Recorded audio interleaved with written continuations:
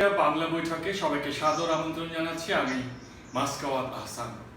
আজকে আমরা আলোচনা করতে চাচ্ছি শিক্ষা এবং সংস্কৃতির ক্ষেত্রে যে ক্ষয়, যা নিয়ে প্রতি মুহূর্তেই কথা হচ্ছে, বিশেষত এই করোনাকালে যখন মানুষ উপলব্ধি করতে পারছে যে শিক্ষার উপরে গুরুত্ব না দেয়ায়, সংস্কৃতির উপরে গুরুত্ব না দেয়ায়, একটি সামাজিক শৃঙ্খলা বিরচিত না হয়, কিভাবে সেটাই করোনাকালে করোনা ব্যবস্থাপনায় একটা অনেক বড় ঘাটতির জায়গা হয়ে দাঁড়াচ্ছে। তো আজকে আমরা এ বিষয়ে আলোচনা করার জন্য সংযুক্ত হয়েছি শাহরিয়ার লিনের সঙ্গে। শাহরিয়ার লিন একজন কবি, একজন মিডিয়া বিশেষজ্ঞ। উনি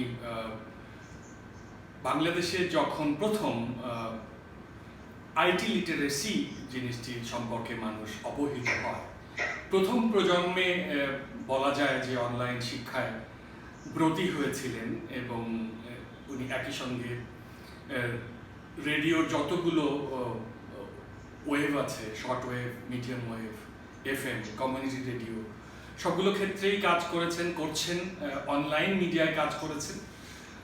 আর কবিতা তার একটা ভালো লাগার ব্যালকনি, এই ব্যস্ত জীবনের ফাঁকে মাঝে মধ্যে সেখানে গিয়ে একটু আশ্রয় নেয়া। শাহরিয়ার লিন, আপনাকে স্বাগত জানাচ্ছি সাউথ এশিয়া বাংলা বৈঠকে। আমরা আজকে যেহেতু আলোচনা করতে চাইছি আমাদের শিক্ষা এবং সংস্কৃতি ক্ষেত্রে যে উত্তরণ ঘটা উচিত ছিল তা ঘটেনি, এবং সেইখানে বসে আমরা যে একটা বিশৃঙ্খলার মধ্যে রয়েছি এই মুহূর্তে, সেই জায়গাটাতে আপনি কি করে আমাদের শিক্ষা ব্যবস্থার ত্রুটির জায়গাগুলোকে চিহ্নিত করেন, বা আপনার এই জায়গাটিতে যদি আলো ফেলে আজকের আলোচনা শুরু করেন? শাহরিয়ার লিন। বন্ধুত্বের জায়গা থেকে মাসকাওয়াত হাসান জানেন যে আমি কোনোভাবেই কখনো হতাশ হতে পছন্দ করি না। হয় শব্দগুলো হতাশা ব্যঞ্জক, তবে বাস্তবতার সাথে অবশ্যই এটার সম্পৃক্ততা আছে। শিক্ষা বলতে আমরা যে জায়গাটায় এসে দাঁড়িয়েছি, এটা পৃথিবীব্যাপী আমি বলবো, শিক্ষা বলতে যে জায়গাটায় এসে দাঁড়িয়েছি সেটা আসলে শিক্ষার জায়গা ছিল না তো আমাদের। ঐতিহাসিকভাবে শিক্ষা বলতে সেই জায়গাটা ছিল যেটা আমাদের মানুষ হিসেবে মানুষ করে তোলে, একটা জ্ঞান চক্ষু উন্মেষ ঘটায়, একটা বিবেক জাগ্রত করে, আন্ডারস্ট্যান্ডিং করি, আমরা একটা বোঝার জায়গা, বোধের জায়গা তৈরি করি, বোধোদয়। সেই বোধোদয় শিক্ষার জায়গাটা বহুদিন থেকেই আমার মনে হয় যে মিসিং, আমাদের কাছ থেকে এটা হারিয়ে যাচ্ছে, ক্রমান্বয়ে হারাচ্ছে। আমার মনে হয় যে আমরা যদি এক দশক করে পিছাতে থাকি, একটু একটু করে হারাচ্ছে। অবক্ষয়টা ওই জায়গায় আমি বলবো মূল্যবোধ। এখানে যে সনদ নির্ভর যে শিক্ষা, এই সনদ নির্ভর শিক্ষার জায়গায় এসে আমরা ব্লান্ডারটা করেছি। আমার আপনি দেখেন যে আগে ছিল গুরুকুল। আমরা যে উপমহাদেশে বাস করি, এই উপমহাদেশে বিশ্ববিদ্যালয়ের ইতিহাস যত পুরনো, আমাদের আচরণে, আমাদের বর্তমান শিক্ষা ব্যবস্থায়, আমাদের বর্তমান বিশ্ববিদ্যালয়ে এর প্রতিফলন আমরা ওইভাবে আসলে দেখিনি। অনেকে হয়তো অন্য কিছু ভাবতে পারেন, বলতে পারেন, তবে একজন সাধারণ মানুষ হিসেবে আমি দেখি এই যে শিক্ষার যে মূল চাবিকাঠি শিক্ষক, এই শিক্ষকরা তো আর গুরু নেই, এখন তো রঙের মানুষ। রঙের মানুষ মানে কেউ কালো, কেউ হলুদ, কেউ লাল। আমরা দেখেছি যে বিভিন্ন রঙের দলে বিভক্ত। প্রাথমিক থেকে শুরু করে মাধ্যমিক, উচ্চ মাধ্যমিক, বিশ্ববিদ্যালয় পর্যায় পর্যন্ত আমরা যে শিক্ষা ব্যবস্থা বর্তমানে ধারণ করি, সেই জায়গায় আসলে বিবেক জাগ্রত করা বা সাধারণ জ্ঞান, কমন সেন্স জায়গাটা কোথায়? আমি করোনা কাল নিয়ে যেহেতু কথা হচ্ছে, আমি বলি এত সতর্কতা এত সাবধান বাণী, এত ব্যাখ্যা সোশ্যাল মিডিয়াতে, সামাজিক গণমাধ্যমগুলোতে এত সুন্দর করে বুঝিয়ে দেয়া, পরস্পরের প্রতি যে একটা গাইডলাইন তৈরি করা, নিজেদের যে অভিজ্ঞতা শেয়ার করা, এই সব কিছুর পরেও তাদের যে সামগ্রিক যে সমষ্টিগত যে আচরণ, এই সমষ্টিগত আচরণে আমাদের যে চলাফেরা এবং সবকিছু মিলিয়ে আমরা যে ইয়েটা পাচ্ছি, প্রতিফলনটা পাচ্ছি, এখানে শিক্ষার জায়গাটা কোথায়? আমি তো শিক্ষিত মানুষ দেখছি, অনেক হয়তো এটা অনেকের জন্য খুব আক্রমণাত্মক মনে হতে পারে। আমি খুব শ্রদ্ধাবোধ রেখেই বলছি যে আমি কিছু গ্রামের শিক্ষিত মানুষ দেখেছি, তারা লিখতে পারে না, পড়তে পারে না, সই করতে পারে না, তো অসম্ভব শিক্ষিত, তারা সোশ্যাল ডিস্টেন্স বুঝে। তা আমি সনদধারী কিছু অশিক্ষিত মানুষ দেখেছি, যাদের মাথার উপরে টোপর ছিল গ্রাজুয়েশনের কোনো এক সময়, তারা সোশ্যাল ডিস্টেন্সিং বোঝে না। শিক্ষাটা কোথায়? এখানে আজকের যে প্রসঙ্গ, এই প্রসঙ্গে মানে শিক্ষা এবং সংস্কৃতি পরস্পর একটা মানে ইয়ের মতো, একজন আরেকজনের পরিপূরক। শিক্ষা এবং সংস্কৃতি, সাংস্কৃতিক আন্দোলনের সাথে আপনিও ছিলেন ছোটবেলা থেকে, আমিও ছিলাম। সাংস্কৃতিক আন্দোলনের সাথে আমরা ছোটবেলা থেকে বিতর্ক করেছি, বক্তৃতা করেছি, অভিনয় করেছি, উপস্থিত বক্তৃতা করেছি, নাটক করেছি, থিয়েটার করেছি। আমরা যে জায়গাগুলো থেকে কাজগুলো করেছি, এখন যদি আমরা সেই জায়গাগুলোতে ফিরি, ওই থিয়েটারের ঘরটা নাই। রাজশাহীতে যান, পদ্মা রঙ্গমঞ্চ নাই। আপনি কুষ্টিয়াতে যান, পরিমল থিয়েটার নাই। 1928 সালে যে থিয়েটার ভবনটা তৈরি হলো, সেই ভবনটাকে রাখতে হবে, ভেঙে ফেলা যাবে না।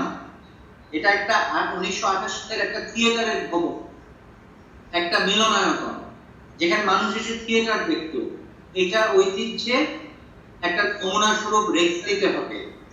একজন জনপ্রতিনিধি যিনি অনুমোদন দিচ্ছেন এটা ভাঙার, যিনি অনুমোদন চাইছেন, যারা সমর্থন করছেন, যারা ভোটে দিলেন এটা, তাদের কাছে সামগ্রিকভাবে আমি জিজ্ঞেস করি, তাদের শিক্ষাটা কোথায়? আপনি জার্মানিতে ছিলেন, আমি জার্মানিতে আমার যাওয়ার সৌভাগ্য হয়েছে। পুরনো ওই স্টুটগার্টের ভেতরে একটা জঙ্গলের, ফ্রাঙ্কফুর্ট থেকে ভেতরে পেদারবুন বলে একটা জায়গা, সেই 1800 শতাব্দীর ভবন, তারা ভাঙতে দেয়নি, রেখে দিয়েছে ওই রকম। এটা একদম পর্যটনের একটা জায়গা, ওটা মানুষ যায়। এডিনবার্গ একটা পুরনো শহর স্কটল্যান্ডে। আমি একটা রেস্টুরেন্টের মালিকের সঙ্গে কথা বলছি, উনি রেস্টুরেন্টটার ভেতরে একটা দেয়াল দিয়ে অর্ধেক করবেন, এই অনুমোদন উনি পাননি, কোনোভাবেই পাননি, কারণ বিল্ডিংটার বয়স 70 বছরের। এটার মধ্যে একটা ইটও উনি কোথাও লাগাতে পারবেন না, খসাতে পারবেন না। এখন কেন? স্কাই স্ক্র্যাপার করছে, আমি ওটা ভাঙবো না। আমি ওই জায়গাটায় চিন্তা করি যে আমরা শিক্ষা বলতে যা বুঝি, সেটা তো অতীতের জ্ঞানলব্ধ একটা বিষয়।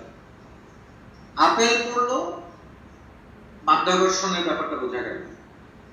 মাধ্যাকর্ষণ নিয়ে এখন আমরা চর্চা করছি, মঙ্গল গ্রহে আমাদের নবযান যাচ্ছে। আরো আগে জ্যোতির্বিজ্ঞানীরা যা করে গেছেন, সেটার ওই ঘোষণালব্ধ জ্ঞানকে আমরা আজকে আগিয়ে যাচ্ছি। কম্পিউটার নিয়ে আমরা কাজ করতাম, অনেক বড় কম্পিউটার, মনে আছে আমরা সোয়াপটিংটি ডিস্ক দিতাম, বুটিং হতো, তারপরে এখন হাতের মধ্যে চলে আসছে একটা সেল ফোনে সবকিছু, সব অ্যাপ্লিকেশন। ভাবাই যেত না, কল্পনাও করা যেত, কিন্তু গোড়া জ্ঞানটা রেখে দেওয়া হয়েছে। আমরা ওই কম্পিউটারটাকে বিস্তৃত হইনি, আমরা বাইনারি ল্যাঙ্গুয়েজ ওই জায়গায় আছি, ওখান থেকে আমরা আসছি।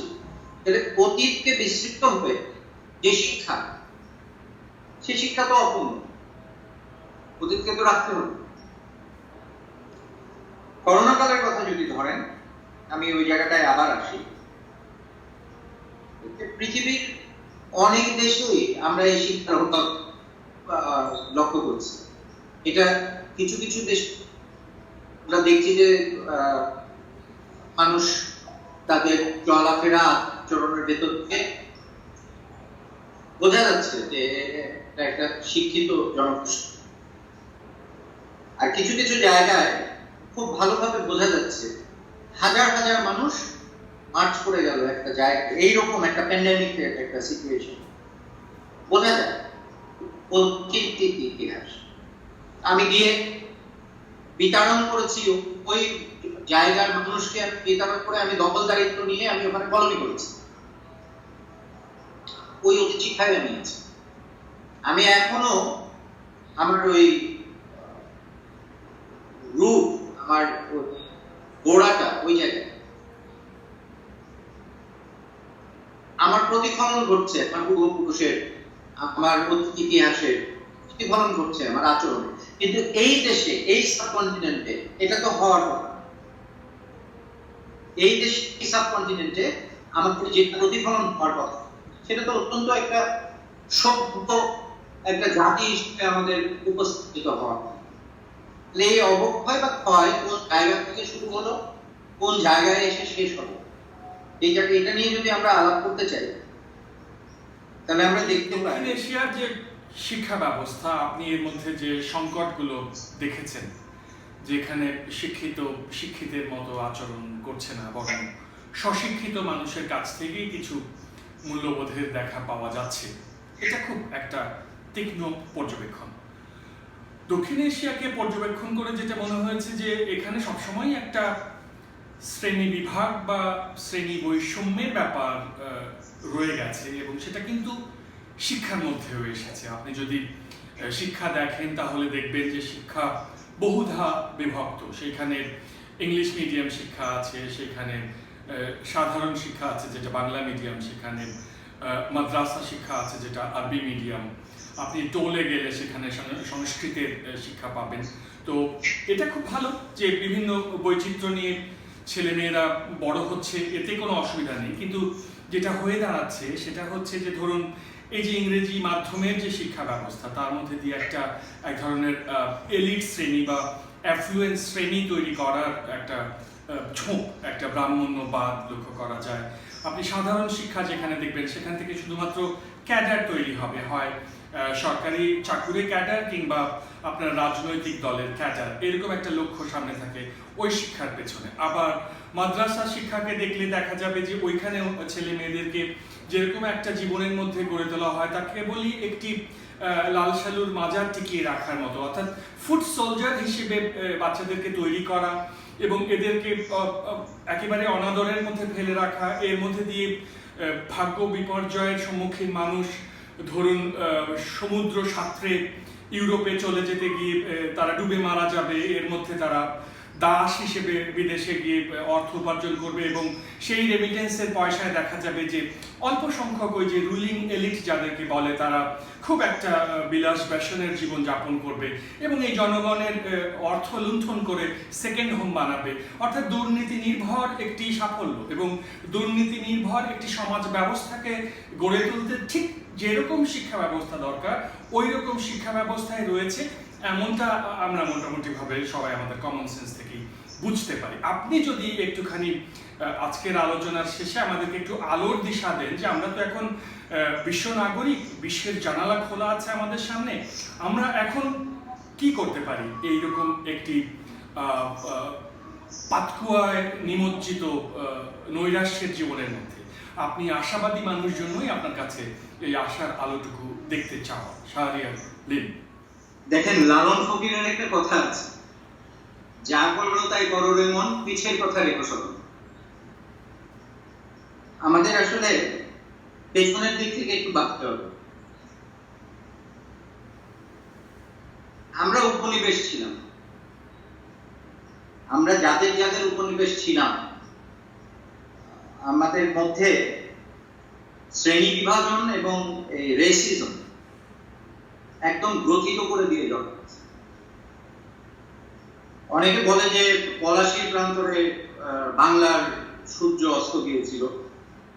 আমার ইতিহাস যতটুকু, আমার খুব ক্ষুদ্র জ্ঞানে, আমি খুব লেখাপড়া জানা মানুষ না, তারপরে আমার যতটুকু ক্ষুদ্র জ্ঞানে আমার মনে হয় যে বাংলার সূর্য তো আসলে ছিলই না, ওটা তো মুঘলদের সূর্য ছিল। বাংলার সূর্য আরো বহু আগেই অস্তমিত হয়েছে। মুঘলরা আসলেন, আমাদের মধ্যে কিছু গ্রথিত করলেন।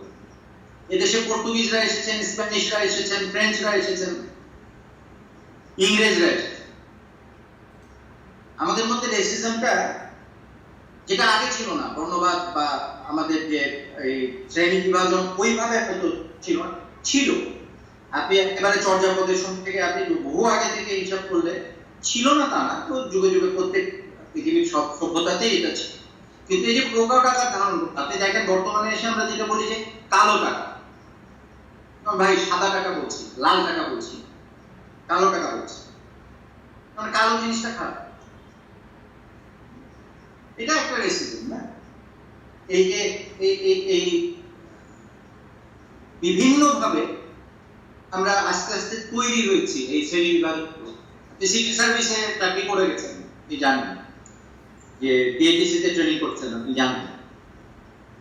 সিভিল সার্ভিসে থাকি বা আমরা হচ্ছে ল এনফোর্সিং এজেন্সিতে থাকি বা আমরা জনপ্রতিনিধি হিসেবে থাকি বা আমরা এলিট শ্রেণী হিসেবে থাকি, যেটাই বল, আমরা সচরাচর নিজেদেরকে ওই প্রিভিলেজ জায়গাটায় ভেবে নিই যেখানে আমি মনিব আর বাকিরা হচ্ছে দাস। এটা একটা লম্বা আমার মনে হয় যে জেনেটিক্যালি আমাদের মধ্যে গ্রথিত হয়ে গেছে। এইটার থেকে বের হয়ে আসার জন্য সবচেয়ে ভালো যে জায়গাগুলো ছিল সেটা ছিল হচ্ছে লেখাপড়ার জায়গা। আপনার শরৎ থেকে শুরু করতে রবীন্দ্রনাথ, নজরুল, যাই হোক, আমাদের এখানে যা কিছু আমরা আমাদের সাহিত্যে ছিল, যা কিছু আমরা বিদেশি সাহিত্য থেকে পেয়েছি, সেই জায়গা থেকে শুরু করে, আপনি সাহিত্যের ছাত্র, আপনি খুব ভালো করে জানেন সমাজ এবং এর জীবনযাপনের যে প্রতিফলন সাহিত্যে, সেই জায়গা থেকে শুরু করে সাহিত্যের পাশাপাশি সমাজ বিজ্ঞান এবং সবকিছু মিলিয়ে যে শিক্ষাটা আসলে আমাদের প্রয়োজন, সেই শিক্ষাটা বইয়ের পাতায় আর পরীক্ষার সনদে আমরা পাচ্ছি না বলে আমাদের ঠিক ওই বোধোদয়টা হচ্ছে না, সামাজিক অবক্ষয়টা হচ্ছে। সামাজিক অবক্ষয়টা হতে হতে একসময় একটা লাঠিয়ালদের জায়গায় চলে এসেছে। আপনি দেখেন, হিসাব করেন, মুক্তিযুদ্ধের পরে একটা পর্যায় পর্যন্ত এসে বঙ্গবন্ধুকে হত্যা করার পরে আমরা যেই ঘটনার মধ্যে দিয়ে দেশ আমরা দেখি, আমাদের প্রজন্মটা খুব ছোটবেলা থেকে দেখতে দেখতে বড় হলাম। একটা পর্যায়ে এসে মহল্লায় ক্লাব কি করা হলো, পেশি শক্তিকে উৎসাহিত করা, রাজনীতিতে অ্যাডপ্ট করা হলো, পলিটিক্সে অ্যাডপ্ট করা হলো পেশি শক্তি, এবং আস্তে আস্তে মেধাকে সরিয়ে দেওয়া হচ্ছে।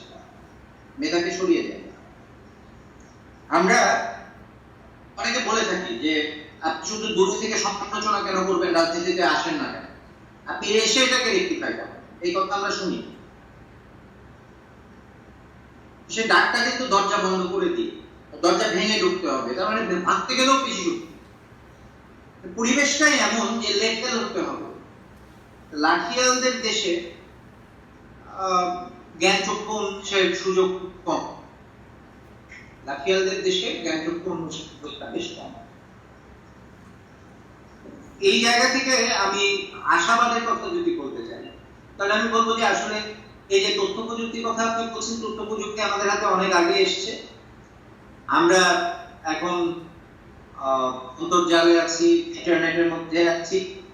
আমরা যদি পরিবারকে মূল্যবোধের জায়গাটাকে জাগ্রত করে আমাদের সন্তানদেরকে যদি প্রকৃত শিক্ষাটাকে আহরণ করা শিখিয়ে দিতে পারি, শিখতে শেখার জায়গাটা যদি করতে পারি, এই শিখতে শেখার জায়গাটা মিসিং। শিখতে হবে, কিভাবে শিখতে পারি? এখন আমি ওই একটা দামি গাড়িতে চড়ে গিয়ে একটা প্রাইভেট ইউনিভার্সিটি থেকে আমি একটা সার্টিফিকেট কিনে আনলাম, এই শিক্ষা আর আমি বাড়িতে বসেও কিছু জ্ঞান আহরণ করলাম, এই শিক্ষা দুইটার ভিতরে যে হেয়ারলাইন ডিফারেন্সটা, এটা বুঝতে সাহায্য করতে হবে পরবর্তী প্রজন্ম।